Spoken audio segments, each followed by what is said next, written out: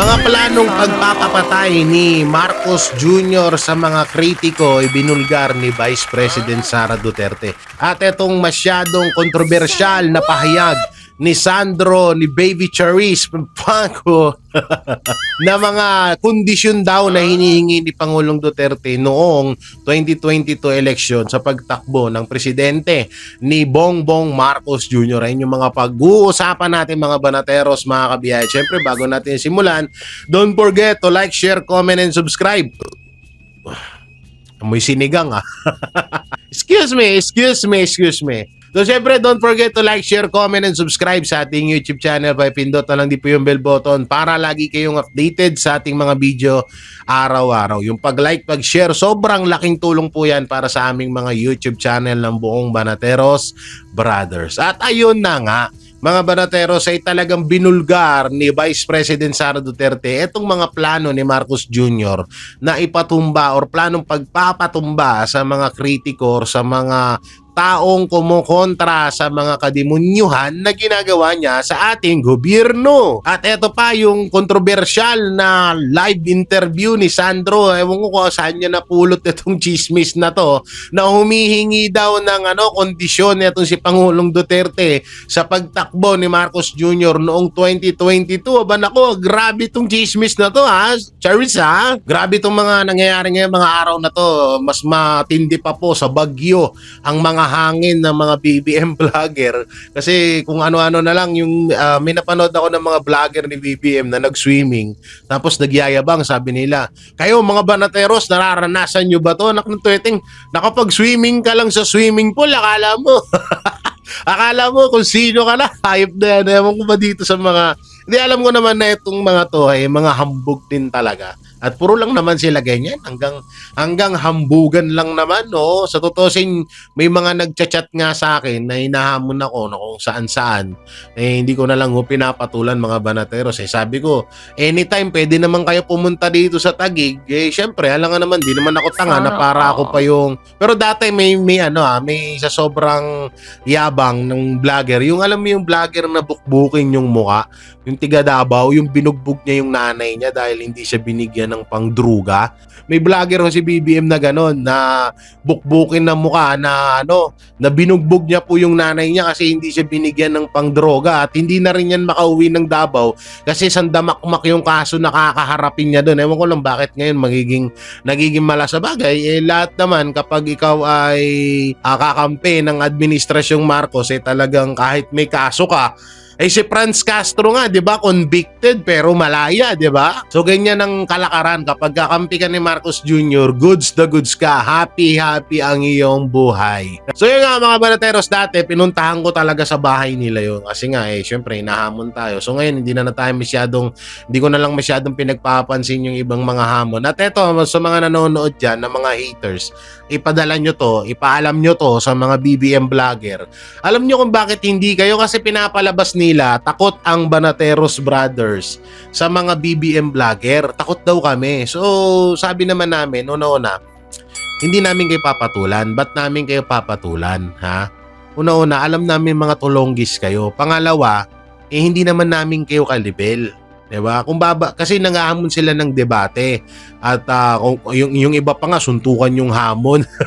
Alam, babasagin namin mukha namin para sa inyo. Basag-basag na yung mukha nyo, mga hayop kayo. So yun nga mga banateros, no? Kaya hindi kami po bumapatol sa mga hamon ng mga BBM vlogger, mga pingkiyawa, mga dilawang eat ng mga pulangaw ng mga vlogger. Kasi una-una, alam naman natin mga tolonggis yung mga yon. So ano bang katolonggisan ng mga pagdedebatihan namin doon? At alam naman na natin na kahit na mali na, itatama pa rin nila kasi nga bayad sila. Kaya hindi kami basta-basta hindi ho kami nakikidebate dyan sa mga, hayaan nyo na lang ho yan sila. At kung usapang takot, sige na, kami na takot, kayo na matapang. Sige na, kami na yung takot. Ano na namin, sige, panalo na kayo. Kayo lang din naman naglolokohan dyan, mga hinayupa kayo. So yun mga banateros, ang unang topic natin ngayon bago tayo pumunta doon sa binulgar ni VP Sara Duterte sa mga nakakatayong balahibo ng mga plano ni Marcos Jr. laban sa kanyang mga kritiko. At dito sa chismis ni Sandro Marcos, mapunta muna ho tayo sa usapang impeachment trial laban kay Vice President Sara Duterte. At ayun nga, naka 13 days na nga po. At doon sa 13 days na yon ay umabot na ho ng halos 325 million ang nagastos. Grabe, no? Puta ina, talagang alam mo yun, tanga na lang talaga eh. Talagang may sakit ka na lang talaga sa pag-iisip kapag sinabi mong tama lang to. Etong nangyayaring impeachment na to, etong nangyayaring trial, hearing dito sa impeachment laban kay Vice President Sara Duterte. Tanga na lang talaga, may sapak ka na lang talaga sa utak kapag sinabi mong tama lang to. Biruin mo, 325 million, tapos yung binibintang nila kay Vice President Sara Duterte ay nasa 125 million. So 13 days pa lamang yan. Ang pagkakaalam ko, aabot pa ata ng 2027 at talagang gagastos ng halos bilyon yung impeachment trial na lang na yan. At malamang sa malamang, ibibentang na naman nila yan. Ibebentang na naman nila yan kay BP Sara. Malamang sa malamang na naman yan. Sasabihin na naman ng mga kritiko ni BP Sara, ay kasalanan niya ni BP Sara, bakit gumastos ang gobyerno ng bilyon para lang dyan sa hearing na impeachment na yan. Malamang sa malamang, biruin mo ngayon pa nga lang, 13 days pa lang ha. Biruin mo yun, 13 days pa lamang, pero grabe na ho yung ginagastos, 325 million ang sa loob ng 13 days. Biruin nyo yun mga banateros, ang laking bagay na ho nun para sa mga kababayan nating mga Pilipino, panghanap buhay, lalo ngayon may mga baha, di ba? Bigay na ho yun, pang ayuda kahit papano sa mga Pilipino na ang daming nangangailangan ngayon ng mga kababayan natin dahil nga sa nangyayaring bagyo dito sa bansang Pilipinas. At dahil nga dyan, isa na naman po sa mga garapata ni Marcos Jr. na walang iba kundi si Kangkong ang panay kuda na naman sa social media. Kilala nyo si Kangkong? Oo, yung na-involved rin sa droga daw noon nung panahon ni Pangulong Duterte. Yung may ex na na artista na supporters na ngayon ni BP Sara Duterte. Basta yun, si Representative Kangkong. Tangin na kasi dami-dami apelido. Bakit tunog Kangkong pa yung apelido mong hayop? Kangkong ang puta. Yak! Oy, masarap ang kangkong i-adobo tapos lagyan ng tofu. Uy, tofu! Diba? Masarap yan, no? Pero etong kangkong na to, mapakla tong hayop na to eh. So sabi nga ni Kangkong, habang daw binabagyo ang bansang Pilipinas, si BP Sara daw ay nasa The Hague at pagala-gala lamang. Kung hindi ka ba naman sandamakmak na tanga, Kangkong, Representative Kangkong, is dapat ang una mong sisihin dyan ay si Marcos Jr. Bakit siya pumayag at bakit niya ikinidnap si Pangulong Duterte at dinala niya sa The Hague? Siyempre malamang sa malamang magulang niya yun. Pupunta at pupuntahan niya yun. At eto pa, bakit kapag nandoon si BP Sara hindi makakagalaw ang Office of the Vice President? Ulol! Mas nauuna pa di hamak ang Office of the Vice President tumulong sa mga kababayan natin kaysa sa inyong mga representative, kaysa sa Office of the President. Alam mo Kangkong, Representative or Congressman Kangkong, alam mo sa totoo lang, si BP Sara kasi nire-respeto kasi yan ng mga member or mga empleyado ng Office of the Vice President. Bakit? Kahit nasa ibang bansa yan, tuloy-tuloy ang pagtulong nila, hindi yan huminto. Kahit nga ginigipit nyo sa pondo, yung Office of the Vice President na yan, tuloy-tuloy yan at dihamak na mas nauuna pang tumulong sa inyo yan. Mas nauuna pa palagi, walang mintis yan na kahit si BP Sara nasa ibang bansa yan, na kahit sabihin na natin, sige, nagagala siya doon, tumutulong pa rin ang Office of the Vice President sa mga kababayan natin. Hindi yan nawawala sa kanila. Kaya nga tiwala si BP Sara sa mga tauhan niya. Sa totoo lang yung mga iba pang mga empleyado ng Office of the Vice President ay mga empleyado pa ho yan ng Office of the Vice President nung panahon ni Leni Robredo. Pero tignan mo ganun. 'di ba? Kahit saan ka ilagay, kahit sino pa yung mga kasama mo, basta ikaw ay good leader, wala kang magiging problema. O tignan mo si Marcos ngayon, 'di ba? Bulok ang sistema niyong lahat. Mga hinayupa kayo kasi bulok yung pagiging leader niya. Kaya wag mo isisi kay BP Sara yung kung nasa ibang bansa siya tapos bumabagyo, ha? Oo, tsaka hindi kasalanan ni BP Sara. Kasalanan ng bagyo yan kasi hindi nag-schedule kay Marcos Jr. O, di ba natatandaan nyo? Sabi ni Marcos Jr., kapag may darating na bagyo dito sa Pilipinas, dapat magpa-schedule kay Marcos Jr. Eh, kasalanan ni Marcos Jr. yan. Bakit hindi niya sinisisi? Bakit hindi niya pinagalitan yung bagyo na yan ngayon? Kasi bakit hindi nagpa-schedule sa kanya? Kaya doon nyo dapat isisi ang kay Ngagba. Anak ng teteng naman yan eh. Kay Sara nyo na naman sinisisi. Eh, wala kang schedule eh. Oo, eh, hindi nagpa-schedule yung bagyo na yan sa Pilipinas. Kaya ang dapat sisihin dyan, si Marcos Jr. Tayo na eh, no? May mema lang eh, no? Mema din to si Kangkong eh. May maisisi ka lang talaga eh, no? Bakit natatabunan ka nila Ortegi, nila Luistro? Hayaan mo, last mo na yan. Hindi ka na mananalo sa susunod na pagtakbo mo. Nananalo lang naman kayo kasi nga nandyan si Chairman George Garcia. Yan lang naman yung alas nyo, kaya kayo nananalo sa mga distrito nyo eh.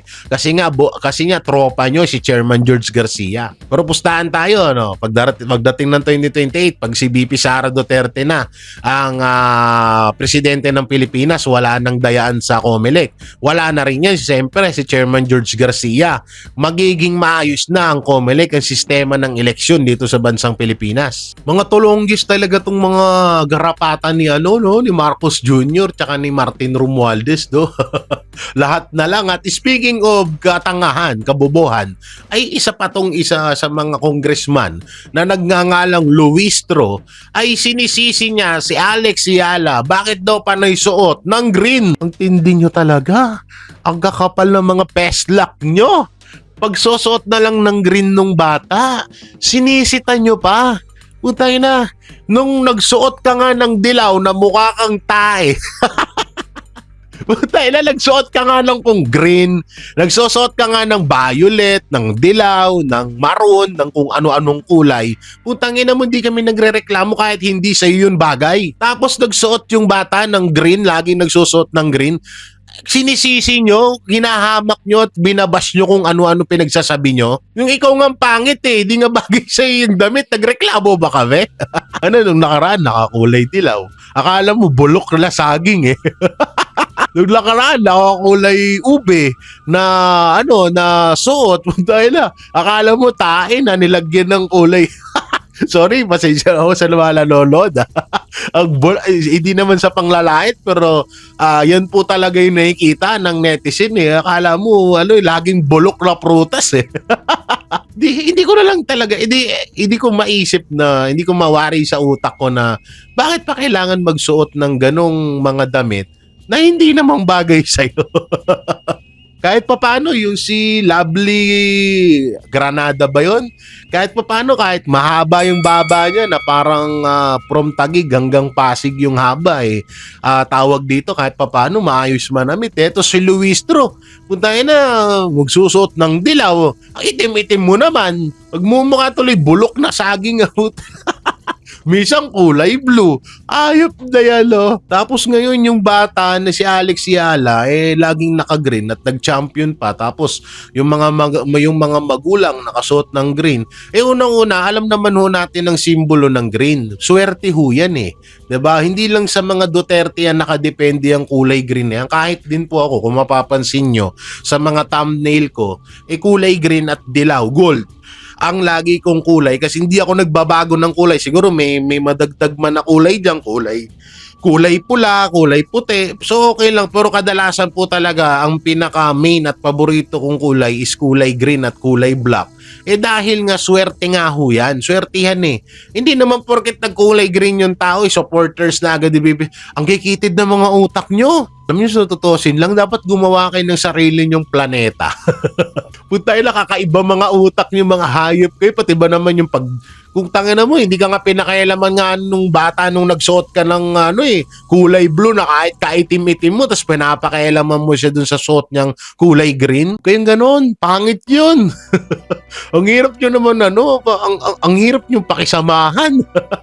Kung sino pa yung pangit, yung pa yung madalas manglait. Kung sino pa yung pangit, yung pa yung mga madalas mangmata. Tingnan mo nga itsura mo, hindi sa panglalait. Luistro, hindi kita sinisiraan. Totoo to. Ha? Makinig ka. Pangit ka. Hayop na tong mga garapata ni Marcos Jr. No?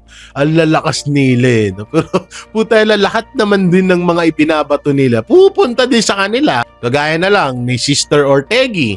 Kesyo korap daw si BP Sara, lagi daw baha sa Davao. Puta na yan, binaha sa La Union. At yung iba pang mga senador, mga congressman dyan na patuloy na bumabatikos kay BP Sara, anak ng teteng, akala mo naman kagagaling. Akala mo mga perpekto, mga mukha naman timang. Yung mga lungsod nila, hindi nila maayos-ayos, sita ng sita sa mga Duterte. Pero yung mga lungsod nila, kung ano na nangyayari. O, tingnan mo si Ridon, sa sobrang laki ng butas ng ilong, kung pwede nang gawing pump yan sa... pwede nang gawing pump yan sa panghigop ng tubig eh. Pero speaking of tubig, may na-realize ako mga banatero, sa totoo lang. Sobrang napaisip ako dito. Kung mapapansin nyo, yung nakaraan sinabi ni Marcos Jr. na ipunin ng tubig at gagamitin sa tagtuyot. Kung maaalala ho natin, pagtapos po ng tag-ulan na ito, ay ang kasunod dito ay matinding El Nino. Alam nyo, may purpose din pala yung kagaguhan ni Marcos Jr. No? Na baka talagang papapawin niya yung tubig dito sa Pilipinas tapos gawa ng mapupunta tayo sa matinding El Nino. Baka yun talaga yung purpose nun. Gamitin, ipunin ang tubig, gamitin sa tagtuyot. Putang inang yan. Isang maano ka na lang. Ano kaya iniisip ng mga Ano kaya mga iniisip ng ibang mga leader sa ibang bansa na ganito yung presidente natin, no? Tapos yung mga garapata niya, akala mo kung sino mga perpekto ang mga walang niya. Siya rin naman din na may mga baho. Pero alam niyo sa totoo lang nagmumukha silang katawa-tawa. Pero nagtutulong-tulong na silang lahat Pulangaw, Kakampuet, Dilawang Tae, tapos kalaban nila, mga Duterte lang. Kutay na, hindi nila kayang pabagsakin, no? Kaya sobrang bilib din talaga ako sa mga Duterte at sa mga supporters ng mga Duterte. Biruin mo, ang dami nating mga kalaban. Ilan ng kalaban natin? 3 grupo. Samahan mo pa ng mga NFA. Sa bagay, yung mga NFA, kabilang naman yan sa mga Kakampuet at mga Dilawang Tae, di ba? So biruin mo yun, ang daming grupo nating kalaban at mag-isa lang tayo. Pero hutay na, hindi nila ba pabagsak-bagsak, di ba? Ganun tayo katindi, ganun tayo kalakas. Samantalang sila, konting kibot na lang, wala na. Yung sakit nga pero in fairness, tumataba ngayon si Marcos Jr. Palakpakan Mukhang nakaka-survive ka pang puking ina mo. Hindi ka pa talaga kinukuha ni Satanas Sa totoo lang, tumataba si Marcos Jr. ngayon Ano kayang mga hinihigop nito? Siguro yung pulburon nilalagyan ng Cerelac. Kaya siguro nananaba no? Oo. Pero talaga nawala yung issue sa sakit ni Marcos Jr. Pero ang pinakamalupit dito hanggang ngayon nagdudugo pa din daw yung tumbong. Alam mo kasi, minsan kasi wag mo masyadong ipadiin kay Baby Boy Remulla. Wag mo masyado kasi ipadiin kay Baby Boy Remulla. Gumamit kayo minsan ng baby oil para kahit papaano smooth. Oy, wala akong ibig sabihin kasi 'di ba, ang baby oil pag nilagay mo 'yan sa kamay, 'di ba? Madulas talaga 'yan, kadalasan sa mga baby. Sa mga baby na-plus 'yan bago maligo, 'di ba? Baby oil para, 'di ba? Wala akong ibang ibig sabihin sa mga na 'yan. At ito pa nga isang malupit na pakulo ng mga tulongges na mga vlogger na pinakamalakas daw na magiging presidente ng bansang Pilipinas, na pwedeng maging presidente ng bansang Pilipinas ay walang iba kundi si Charis Sandro Marcos. So ngayon kumakalat ngayon sa social media na pwede na talaga daw maging presidente or tumakbong presidente sa 2028 etong si Charis, etong si Sandro Marcos. Kung matatandaan din natin mga banateros ay kamakailan lang parang may binubugso or may mga batas na isinusulong etong mga demonyo sa ating gobyerno na pababain yung edad ng pwedeng mga tumakbo bilang presidente ng bansang Pilipinas at ay nasa 30 to 35 years old. Ay parang ganun ata yung gusto nilang gawing batas. So ibig sabihin kung totoo man yon mga banateros ay may posibilidad nga na pwedeng tumakbo etong si Sandro Marcos. Pero alam nyo maganda yan. Sa totoo lang maganda yan. Sige, ituloy nyo yan yung batas na maging na pababain ng edad ng tatakbong presidente ng bansang Pilipinas. Maganda yan para makatakbo si Sandro Marcos at doon magkakaalaman na matagal nyo nang ibinibintang at matagal nyo nang pakulo na kung hindi mananalo si VP Sara Duterte at ang mga Duterte sa mga tinatakbo nilang mga posisyon sa gobyerno kung hindi dahil sa mga Marcos. Sige nga, try natin para magkaalaman na. Di maganda yan. Yan ang magandang pangsampal sa mukha nila, no? Na talagang realidad. Ang lakas-lakas ng loob nyo na makapagsalita na hindi mananalo ang mga Duterte kung hindi dahil kay Marcos. Ulol, yung 2016 nga, nilampaso siya ni Leni Robredo Kung talagang malakas kayo, dapat panalo na kayo noon. Tigilan nyo kami sa mga ganyan nyo. Pero goods yan. Mga BBM vlogger, push nyo yan. Gusto namin yan. Ako gusto ko yan na magtapat si VP Sara Duterte at Sandro Marcos. Kung siya man yung gagawing panglaban kay VP Sara, tas kunin nyo kaya sino bang pwede mong vice president? Si Torre o kaya si Remulla o kaya si Tulfo o kaya si Ontiveros. Yan. Sige, magtandem kayo lahat. Gusto nyo, sama-sama na kayo lahat yan. Rumble. Gusto nyo, lahat kayo versus VP Sara Duterte. Okay lang yun, walang problema. At mas maganda nga yan para magkaalaman na. Ang ina no? Lupit no?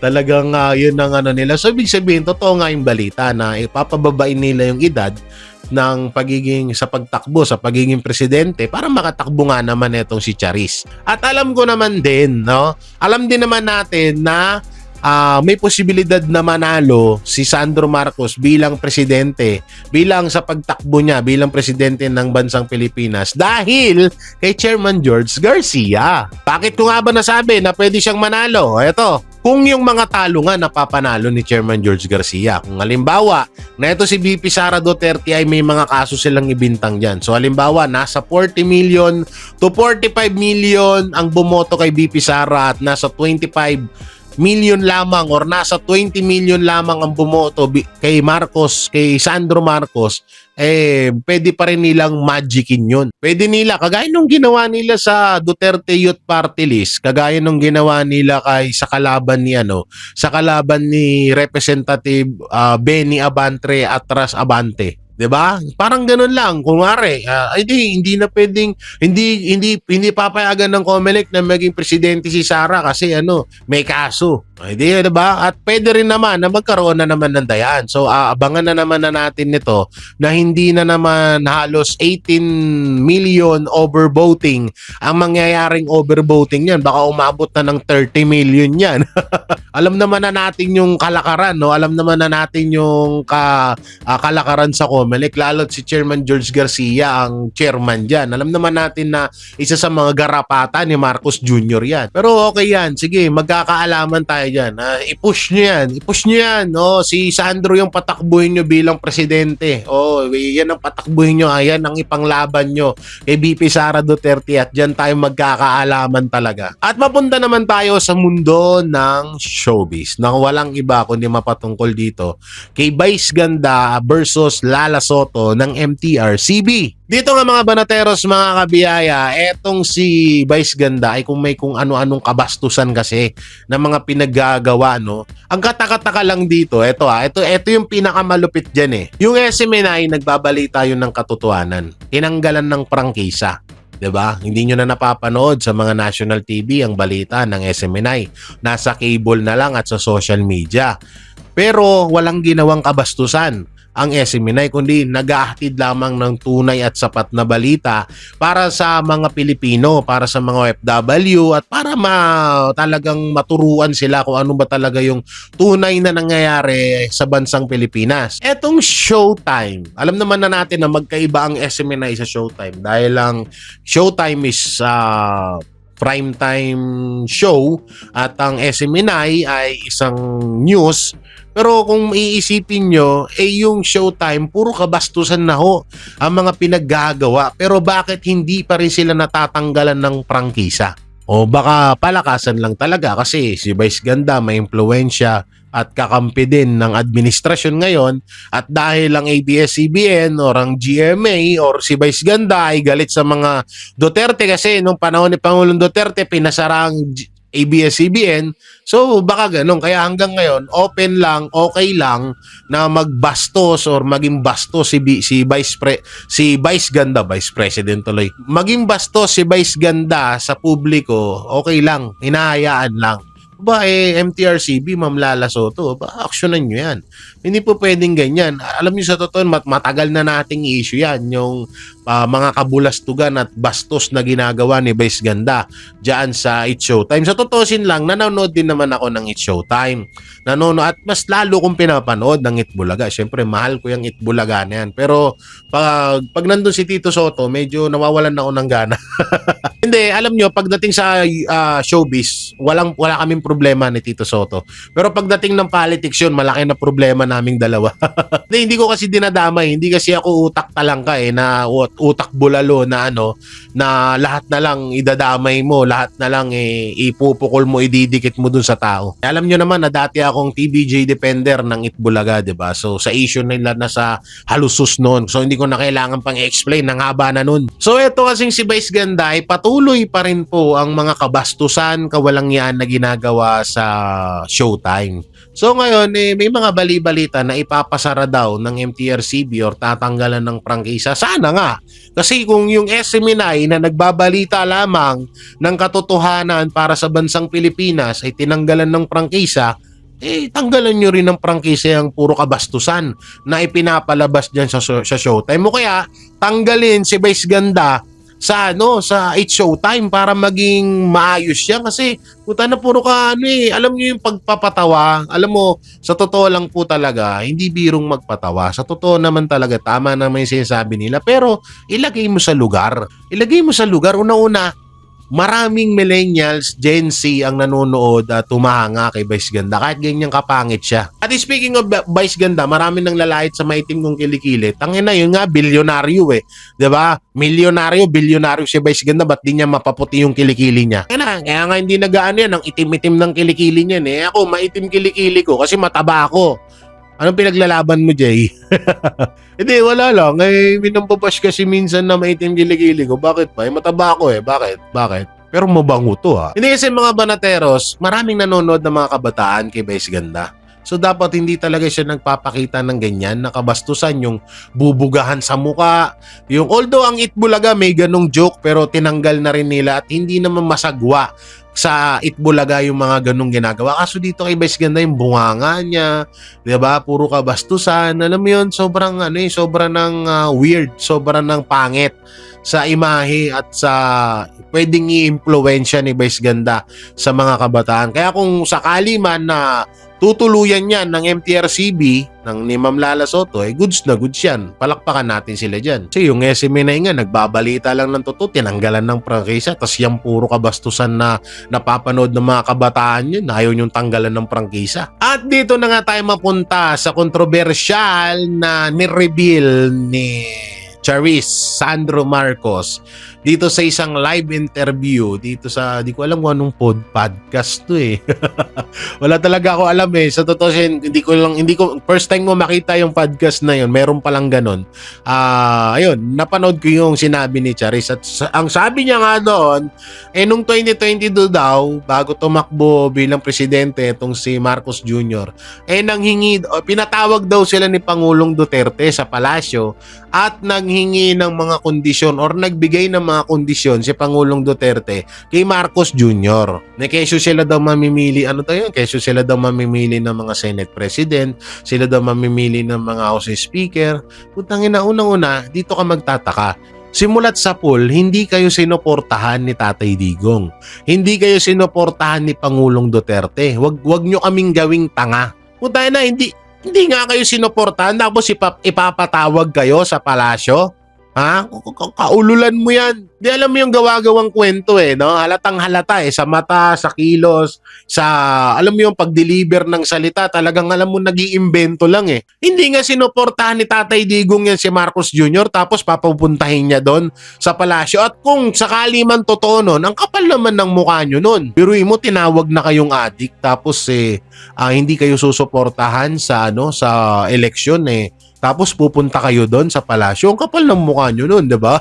So, isa talaga tong chismis, isa talaga tong gawa-gawang kwento ni Sandro Marcos na may mga hiningi daw kondisyon. Tsaka, bakit hihingi ng kondisyon si Pangulong Duterte? Siya yung presidente noon. Di ba? Siya yung presidente noon. So, ibig sabihin, totoo nga.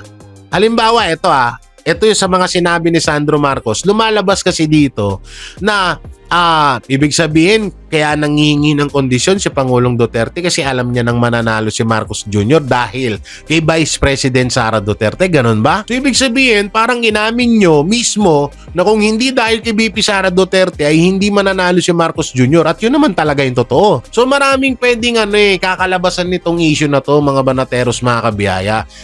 Dito sa nakikita ko, sobrang ito ay isang fake news. Pagpi-fake news ni Sandro Marcos. Walang ganun po tayo na hindi naman kayo sinuportahan ni Pangulong Duterte tapos ipapatawag kayo sa palasyo para manghingi siya ng kondisyon kesyo ganito ganyan. Kalokohan yan.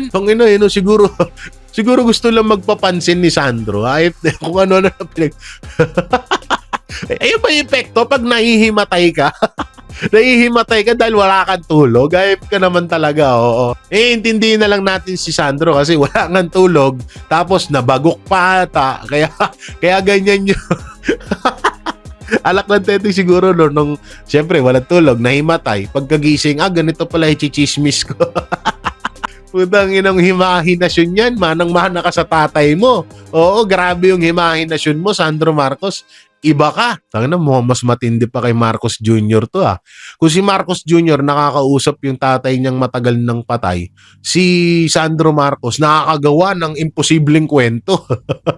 Puta na, baka kung si Marcos Jr. ipunin ng tubig at gamitin sa tagtuyot, baka kay Sandro Marcos ipunin ng tubig at inumin sa tagtuyot. Putang ina talaga, grabe. Ewan ko sa inyo. Ba't kayo nagkaganyan? Sabi ko naman sa inyo tama na. Tama na kakasyabu. Sabi ko naman kasi sa inyo, tama na yung kakahit-hit nyo Tignan nyo yun ang nangyayari sa inyo. Puta, yan. Love trip pa puta. Like father, like son. Ang galing no?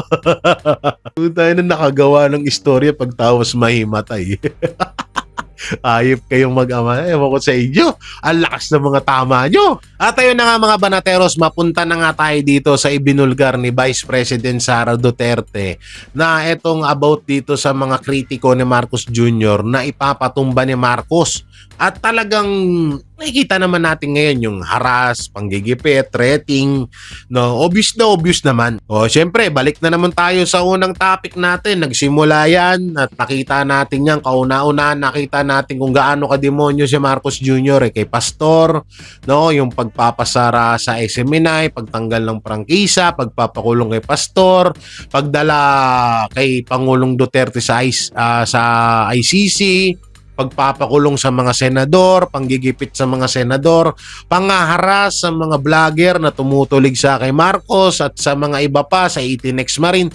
So talagang nangyayari naman din talaga. Kaya yung sinabi ni VP Sara na kakaiba itong administrasyon na to at kapag nalaman nilang ikaw ay hindi pabor sa kanila ay talagang ay talagang haharas ang gigipitin kanila. At about naman dun sa pagpatay, sa totoo lang talaga mautak lang si VP Sara Duterte. Kaya hanggang ngayon, buhay pa rin si VP Sara. Kasi nga, kung hindi nagsabi si VP Sara noon na kapag kapag pinatay siya ay may papatay kay Marcos Jr., Lisa at Romualdez, baka ngayon patay na yan si BP Sara. Matagal na kasi rin namin naririnig na talagang gusto nang ipatumba. Lahat ng mga kritiko gustong ipatumba ni Marcos Jr. at talagang kitang-kita naman natin, 'di ba?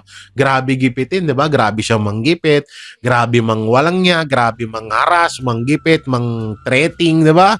So sobra talaga ang kademonyo ni Marcos Jr. Kaya dito sa pahayag ni BP Sara na kapag ikaw ay against sa administrasyong Marcos, dalawa lang patutunguhan mo, makukulong at mamamatay. So yung mga banateros, mga kabiyaya, ano pong may kukomento nyo sa mga napag-usapan natin, i-comment nyo lang po dyan sa baba. At syempre, don't forget to like, share, comment, and subscribe sa ating YouTube channel. Paipindot na lang din po yung bell button para lagi kayong updated sa ating mga video araw-araw. So pasensya na po kayo kung hindi tayo nakapagawa ng ilang araw ng vlog kasi na-busy ho tayo dito sa ating tattoo. Kung magtataka po kayo kung ano yun nandito, yan po ay 1993 na iniba ko lang ho ng style. Sa tutusin, madami pa po yan, marami pang gagawin. So, eto yung mga unang tattoo natin. Pag gumaling to, magiging ganyan na yung kulay niyan. So, ang pagtatatato kanya-kanya lang naman yan. Di porket marami kang tattoo, ay ano ka na, demonyo ka na. So, dito naman, next. So, may ilalagay ako dito. Dito naman si Pastor, dito si BP Sara. So, abangan nyo na lang yan. Pero hindi ko rin sinasabi para tularan ng mga kabataan yan. Oy, mga kabataan na makakapanood dito, hindi, wag pa rin kayo magpatato hanggat hindi, ako kasi sa totoo lang, aminin ko sa inyo, hindi na kasi ako makakapag-apply sa mga kumpanya at hindi rin ako tatanggapin dahil hindi naman po ako graduate high school at graduate ng college. So, etong mga tattoo ko na to, okay na to kasi ako, kaya ko naman mabuhay. Sabi ko nga sa inyo, mawala ang YouTube, Facebook, lahat. Kaya ko pa rin mabuhay dahil marunong ako construction, marunong ako sa bundok, sa gubat, lahat. Kaya ako nagpapatato na ngayon kasi nga talagang at nasa wastong edad na ako. Kaya kayo yung mga kabataan diyan na gustong magpatato, una-una pag-isipan yung maigi kung ano yung ipapatato nyo, baka magsisi kayo dito. Ayan hindi, ito. Kasi ito kabataan ko to, medyo pangit ang kinalabasan. Kasi nga, halalang sige lang ako ng sige. Ngayon, ito, magaganda na. Talagang solid na yung mga tats natin. At mega love shoutout sa tattoo artist natin, ha. Yan, sila Boss Rio. At nakalimutan ko yung nagtattoo nito. Anong pangalan? Si Jane, si Jan ba yun? Tattoo artist mo, di mo kilala. So, mga banateros, hanggang dito na lang yung video natin. Maraming salamat. Ingat po kayo palagi. God bless and peace. And bye-bye.